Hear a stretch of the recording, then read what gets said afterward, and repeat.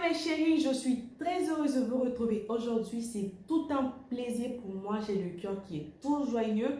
Voilà. Et c'est la première fois qu'on fait À savoir. Et c'est quoi À savoir, mes amours? À savoir, c'est une rubrique dans laquelle nous parlerons de tout ce qui est peu connu. Ce qui est tabou, en griffe, pas tabou, mais des choses qui sont réellement peu connues. D'accord? Donc, vu que c'est une nouvelle rubrique, si vous avez des thèmes à me soumettre, comme d'habitude, des sujets, n'hésitez pas à mettre en commentaire ou à m'écrire en privé. Donc, mes amours, sans plus tarder, je vais vous donner le thème de ce jour et notre thème aujourd'hui, notre sujet, c'est l'endométriose. Vous voulez savoir c'est quoi l'endométriose? On se retrouve après le générique.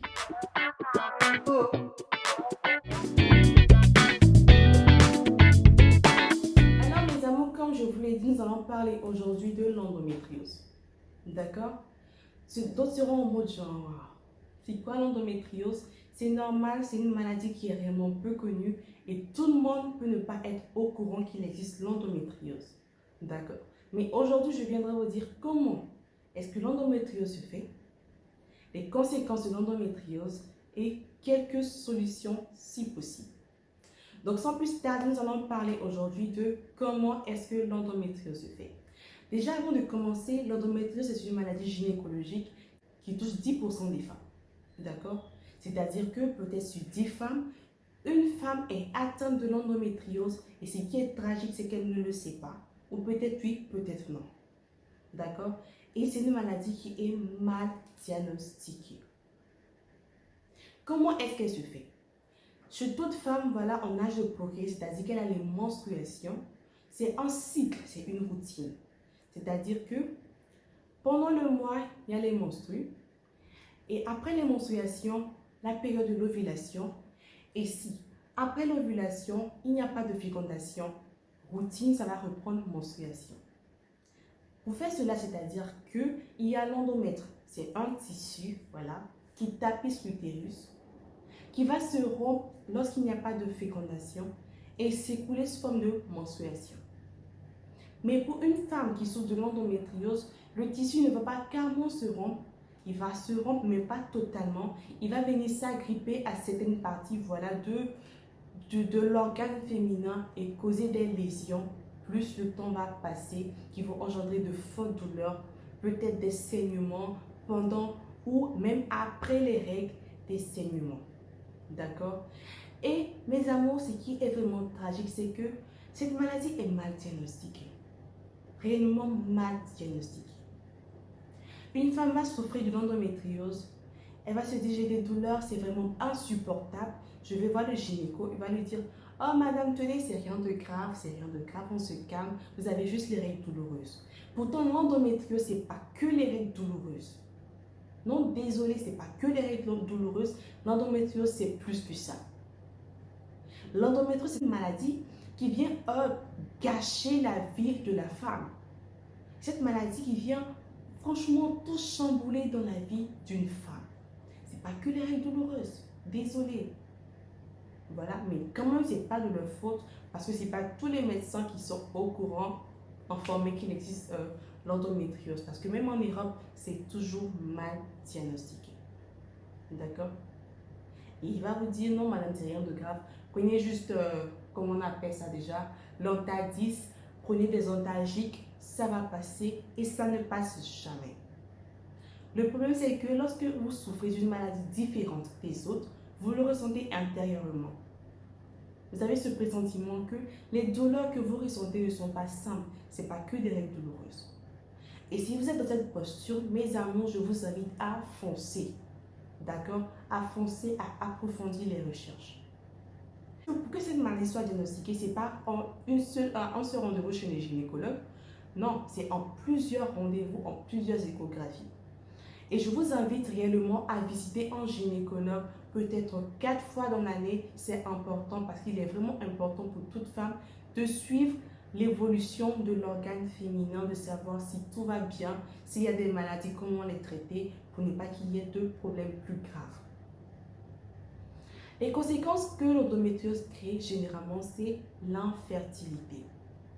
C'est-à-dire que la femme qui souffre de l'endométriose sera généralement infertile, d'où la stérilité. d'accord? Et c'est ça qui est vraiment tragique. Et là encore, si elle est fertile, donc elle peut faire des enfants, ce qui va se poser là comme problème, c'est les grossesses extra-utérines, c'est-à-dire les grossesses des GU. Et lorsque elle ne pourra pas mener à bien la grossesse, ça va se dérouler en fausse couche, ainsi de suite, attrister la femme, attrister la famille. Donc mes chéris, foncez, poussez le pion, foncez réellement et faites des recherches. Faites des recherches. Si au fond de toi, tu sais que ce que tu ressens comme mal n'est pas sain, fonce. Un rendez-vous, 2 rendez-vous, 3 rendez-vous, 4 rendez-vous, 5 rendez-vous, 7 rendez-vous ou plus. Mais une fois seulement, on pourra mettre le nom sur ton mal.